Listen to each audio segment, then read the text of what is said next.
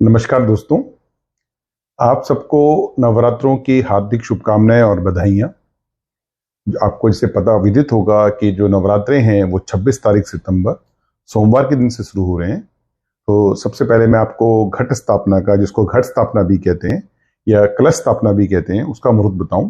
तो इस बार जो घट स्थापना का मुहूर्त है वो कन्या लगन में है और ये सुबह 6:11 से लेकर 7:51 तक, फ्रॉम 6:11 AM टू 7:51 AM ये सुबह का मुहूर्त है और ये बहुत ही उत्तम मुहूर्त माना गया है। तो आप कोशिश करें कि आप भी जो कलश स्थापना करते हैं या घट स्थापना करते हैं ये इस समय में करें। पर अगर किसी कारणवश ये समय आप यूज नहीं कर पाते तो जो अगला मुहूर्त होगा वो अभिजीत मुहूर्त होगा, जो दिन में 11:36 से 12:24 के बीच में होगा।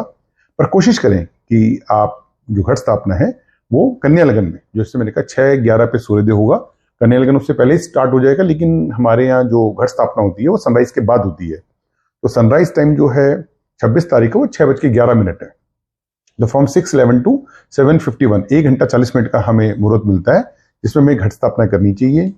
जैसा आप जानते हैं कि जो नवरात्रे हैं, इन नवरात्रों को हम आश्विन नवरात्रे भी कहते हैं और शारदीय नवरात्रे भी कहते हैं। आश्विन के महीने में ही होते हैं इसलिए इसको आश्विन नवरात्रा, और जो ऋतु अभी चल रही है वो शरद ऋतु है इसलिए इनको शारदीय नवरात्र भी कहते हैं। जो दूसरे नवरात्रे होते हैं उन्हें हम वासंतिक नवरात्रे या चैत्र नवरात्रे कहते हैं, जैसे कि चैत्र का महीना या बसंत ऋतु। इसके अलावा 2 नवरात्रे गुप्त नवरात्रे भी होते हैं, मैंने अन्य वीडियो में इसकी चर्चा भी की है। पर आज मैं आपको बता रहा हूँ मुहूर्त की जो मुहूर्त है वो 6:11 से लेकर 7:51 का है। घट स्थापना कैसे करते हैं? तो आप एक मिट्टी का कोई बर्तन लीजिए, उसमें साफ मिट्टी रखिए और सप्तधान्य जो हमारे होते हैं, सप्तधान उसमें बोए जाते हैं, उसमें गंगा जल डालिए और सप्तधान हुई, तो इसी को घट स्थापना कहते हैं। अब जैसे आजकल की परिस्थितियों में आप सारे 9 के 9 नवरात्रे नहीं रख सकते। जब बहुत लोग पूछते हैं कि सर हम कौन सा नवरात्रि का उपवास रखें, कुछ लोग पहला और आखिरी रखते हैं, पर ऐसा नहीं है कि आप पहला रखें 9वां रखें। ये है कि आपके लिए कौन सा नवरात्र। जैसे देखिए, अगर आप 9 के 9 उपवास करते हैं, व्रत रखते हैं तो अति उत्तम है। पर अगर आप नहीं कर सकते तो आपको कौन सा करना चाहिए? तो जिन लोगों को चंद्रमा की दशा है, जिनकी अगर आप पे अभी कुंडली में चंद्रमा की महादशा चल रही है, या पंडित जी अगर आपको बता दें कि आपका चंद्रमा पीड़ित है, तो उन लोगों को जो पहला नवरात्र है शैलपुत्री का, माल शैल, तो उस नवरात्रे में उपवास और शैलपुत्री का पूजन करना चाहिए। और शैलपुत्री को जो भोग लगता है वो घी का लगता है, गाय का घी हो तो अति उत्तम।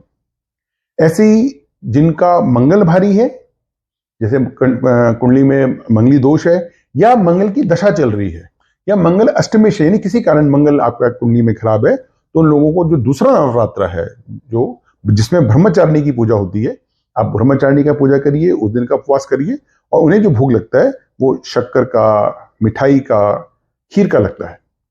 ऐसे ही अगर कुंडली में शुक्र की दशा है या शुक्र पीड़ित है, तो जो तीसरा नवरात्र है चंद्रघटा माँ का, उनके लिए भी जो भोग है वो मिठाई है, खीर है।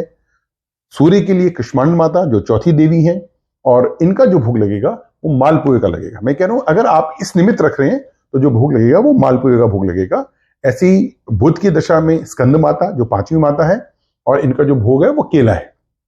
आप केला फल रख सकते हैं, केले की कोई चीज बना के भी रख सकते हैं। ऐसे ही छठा जो है देवी कात्यायनी, इनके जो देव है वो बृहस्पति, जो ग्रह है बृहस्पति है, और इनका जो भोग है वो शहद का भोग है। इसी तरह अगर जैसे शनि किसी पे ढैया है, शनि की 6.5 चल रही है, शनि किसी कारण से आपको पीड़ित कर रहा है, तो जो 7वां है कालरात्रि, आप उसका उपवास करिए, 7वां व्रत रखिए, और जो आप भोग लगाएंगे वो गुड़ का लगाएंगे। 8वां है हमारी महागौरी, और इनके रिलेटेड जो प्लेनेट है वो है राहु, और जो भोग है वो है नारियल। तो राहु की दशा अगर में आप पीड़ित हैं, राहु की दशा चल रही है, तो आपको 8वां, और लास्ट 9वां है सिद्धिदात्री। इनके जो रिलेटेड प्लेनेट है वो है केतु, और जो इसको भोग लगता है देवी को वो लगता है अनार का या तिल का। तो मैंने कहा अगर आप 9 के 9 नवरात्र रख सकते हैं तो अति उत्तम, अन्यथा आपकी जो चल रही महादशा है, आप कंप्यूटर में देख के, सॉफ्टवेयर में देख के अपनी महादशा देख सकते हैं। तो उस दिन अगर आप एक रखना चाहते हैं, जैसे कुछ लोगों का मान लीजिए मंगल शनि है तो 2 रख लीजिए, अगर आप पे राहु और शुक्र है तो 2 नवरात्र रख लीजिए। तो हम महादशा का और अंतरदशा का, तो ये इंपॉर्टेंट है। ये नहीं कि बस पहला और आखिरी, ये कोई वो नहीं है कि फर्स्ट रख लिया और लास्ट रख लिया और सारे हो गए, उसका कोई लाभ नहीं होने वाला। आप जो दशा चल रही है उससे रिलेटेड ग्रह का आप फास्ट रखिए, उस संबंधित देवी का पूजन करिए और संबंधित भोग लगाइए। एक चीज और, अगर नवरात्रा प्रतिपदा को नवरात्रे स्टार्ट होते हैं। अगर नवरात्रि का जो पहला दिन है वो रविवार या सोमवार है तो कहते हैं कि जो माता की सवारी, क्योंकि जो माँ की जो वैसे परमानेंट सवारी है वो शेर की सवारी है, पर जब माँ आती है धरती पे तो अगर नवरात्रा स्टार्ट होता है रविवार को या सोमवार को तो जो माँ की सवारी है उसको वो हाथी होती है। ऐसे ही अगर वो मंगलवार या शनिवार है तो जो माँ की सवारी है वो होता है घोड़ा।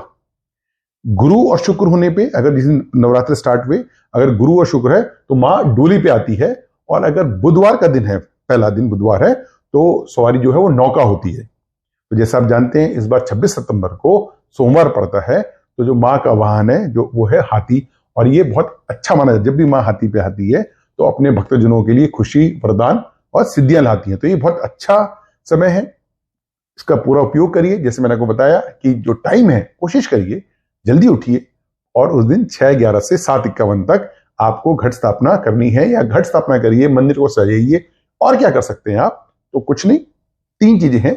अगर आप कर सकें तो सबसे पहले देवी भागवत का पाठ करिए। देवी भागवत का पाठ अगर आपको लगता है कि थोड़ा क्लिष्ट है तो आप दुर्गा सप्तशती का नित्य पाठ करिए। और अगर वो भी नहीं हो सकता किसी कारणवश तो एक समय सुबह की आरती या शाम की आरती आप दुर्गा चालीसा की आरती करिए, तो आपको संपूर्ण लाभ मिलेगा। माँ भगवती आपके घर पे है, लक्ष्मी आपके घर में है, तो आप इसका उनका आशीर्वाद लें और उनका नित्य नित्य पूजन करिए। खुश रहिए।